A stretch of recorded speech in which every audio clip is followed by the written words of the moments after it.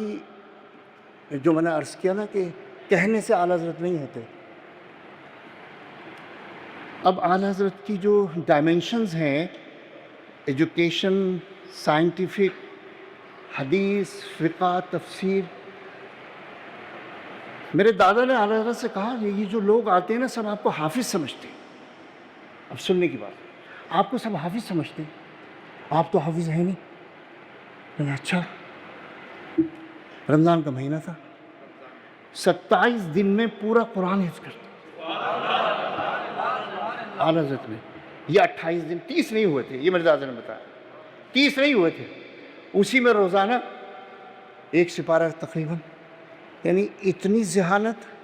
تو ہم تو پاسنگ بھی نہیں ہو سکتے، تو ہمیں کہنا پڑے گا اعلیٰ حضرت.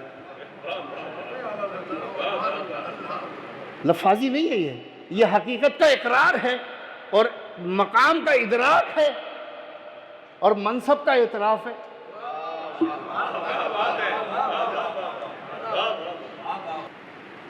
میں صرف ایک نہج کی 3 مثالیں دے کر اپنی گفتگو سمیٹتا ہوں اور اپنے لیے بہت بڑا اعزاز سمجھ رہا ہوں میں اس وقت. یقین کریں آپ، اعلیٰ حضرت نے ترجمہ قرآن نہیں کیا تھا. کہا گیا ترجمہ قرآن کیجئے. اب ترجمہ قرآن کے لیے اتنی مہارت چاہیے، اتنی مہارت چاہیے.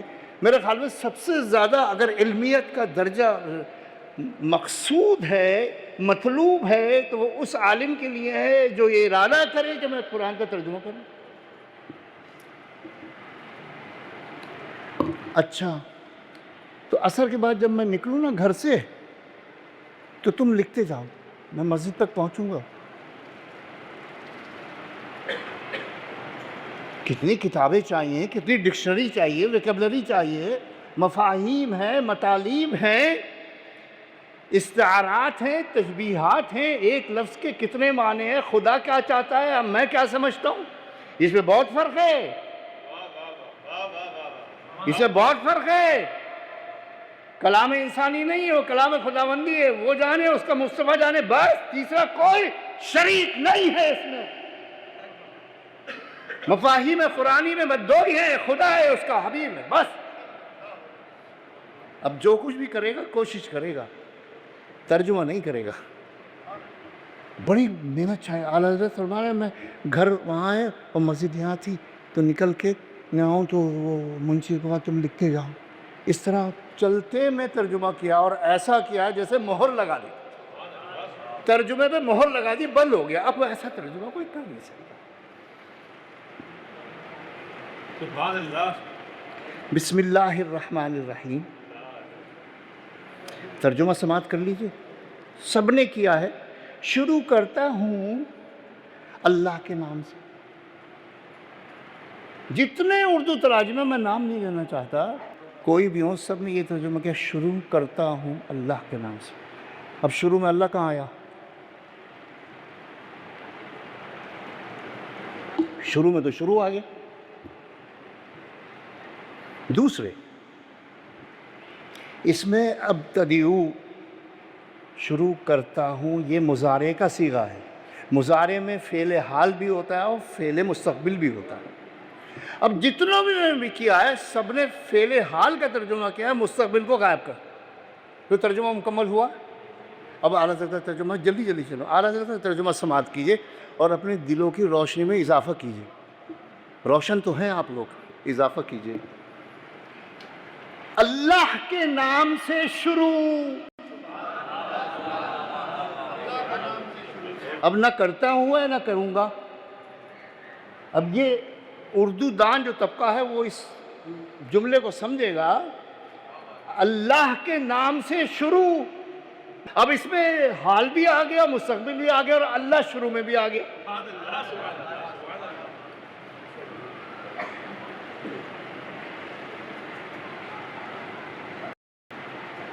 ترجمہ لفظوں کا ہوتا ہے. ہم اور آپ سب کرتے ہیں. دنیا میں کروڑوں ترجمے ہوئے ہیں. قرآن اللہ کا کلام ہے. اس کا جو ظاہر ہے اس سے بڑا اس کا بین السطور ہے۔ حضرت ابو ہریرہ رضی اللہ تعالیٰ عنہ نے فرمایا اگر میں نے قرآن کا بین السطور جو اپنے آقا سے سیکھا ہے نا، اگر وہ میں بیان کر دوں تھوڑا سا بھی تو تم سب کے کلیجے پھٹ جائیں۔ یہ حضرت ابو ہریرہ رضی اللہ تعالیٰ عنہ کا فرمان ہے اور ارشاد ہے، کیونکہ وہ سب سے قریب۔ ایک سائل مدینے کی حاضری کی تیاری ہے، میں سنہری جالی کو چومنا چاہتا ہوں، چوموں۔ اعلیٰ حضرت نے منع نہیں فرمایا، فرمایا کیا تیرا منہ اس لائق ہے؟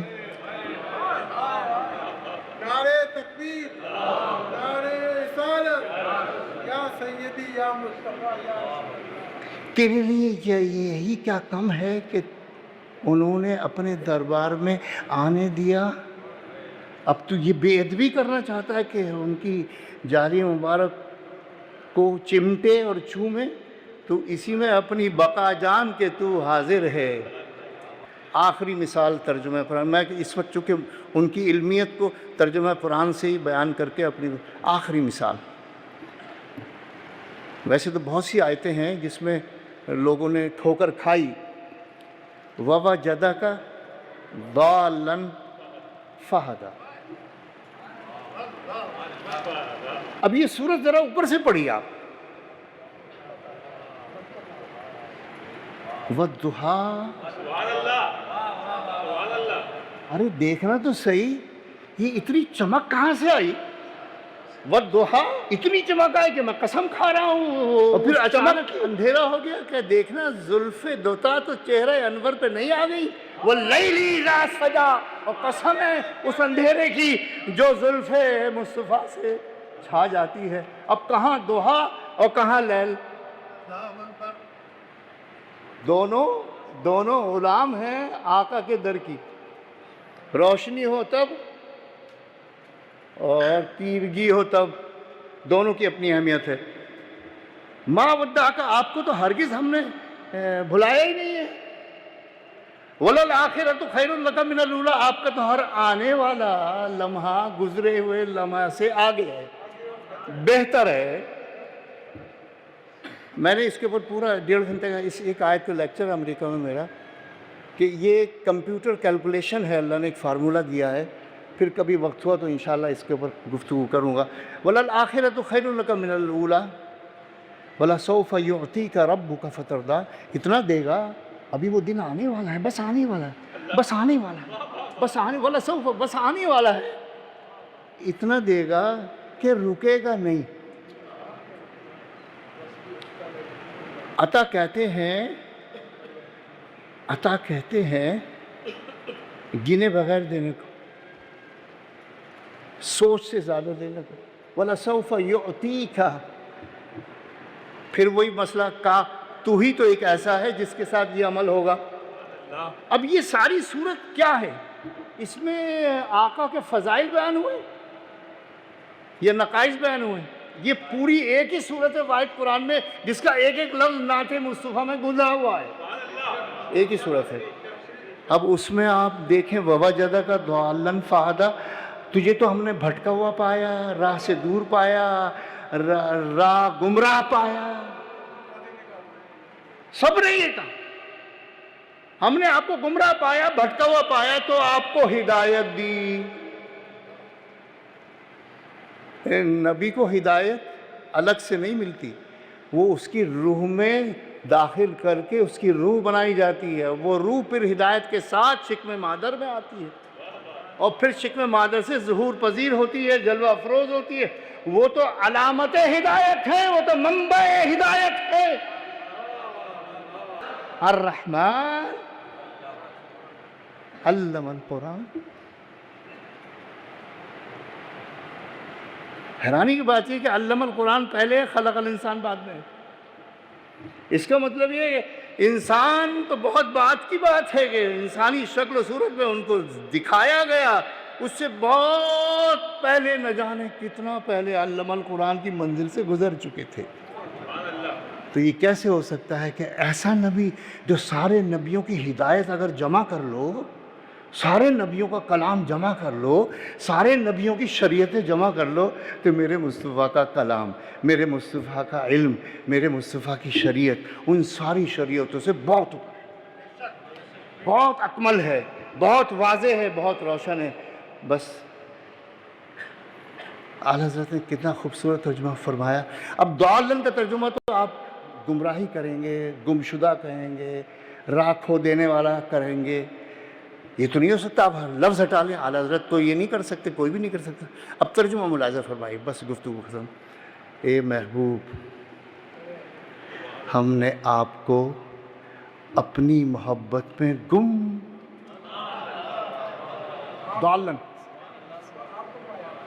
ضالن گم ترجمہ تو کرنا ہے، لیکن آپ ایک ہفتے کے لیے جا رہے ہیں غار حرا میں، آ ہی نہیں رہے۔ طلب ہے رب کی رضا کی، رب کی قربت کی، رب کے دیدار کی، پتہ نہیں، لیکن یہ تو پتہ ہے کہ ایک ہفتہ روز و شب، کبھی 15 دن روز و شب، کبھی ایک مہینہ روز و شب کھانا جا رہا ہے، گھر والوں کی طرف توجہ بہت کم ہو گئی، بس رب ہے اور رب کی یاد ہے اور رب کی طرف توجہ ہے۔ میں کون سا لفظ استعمال کروں؟ غار حرا میں کیا ہوا؟ لیکن اس غار حرا کی بنا پر حضور نے جو بشارت دی ہے نا، عشر مبشرہ، وہ حضور نے دی ہے، آپ جنتی، آپ جنتی، آپ جنتی۔ اس غار حرا کے صدقے میں ایک بشارت ایسی خاتون کو ملی جو اللہ نے دی ہے۔ خدیجہ آ رہی ہیں، جبرائیل پہلے پہنچ گئے، وہ آ رہی ہیں، اللہ نے ان کو سلام کہا، جنت کی بشارت دی، آپ ان تک پہنچا دیجئے۔ اللہ نے بشارت دی خدیجہ کو کھانا پہنچانے کو۔ تو ہم نے آپ کو اپنی محبت میں وارفتہ پایا، یا گم کہہ لیں، کوئی بات نہیں، کہ کسی شے کا سوائے رب کے دھیان ہی نہیں ہے۔ اسی کو کہتے ہیں گم ہونا، اور کسی کہتے ہیں؟ لیکن خدا نہ کرے کوئی راہ سے گمراہ تھوڑی ہو گیا۔ آپ تو منبع ہدایت ہیں، آپ حیات ہیں ظاہری میں، تب ہدایت ہے، اور پوشیدہ ہو جائیں نظروں سے، میری چشم عالم سے چھپ جانے والے تو ہدایت اب بھی ہیں۔ یہی تو کمال ہے ہماری ہدایت میں اور سرکار کی ہدایت میں، کہ وہ اس کو تسلسل ہے ازل سے ابد تک، نہیں ابد کے بھی بعد تک۔ وَوَجَدَكَ ضَالًّا فَهَدَىٰ۔ میں وآخر دعوانا ان الحمدللہ۔ اسلامک ویڈیو دیکھنے کے لیے چینل کو سبسکرائب اینڈ فالو کرے، لائک کر۔ Thanks for watching the video.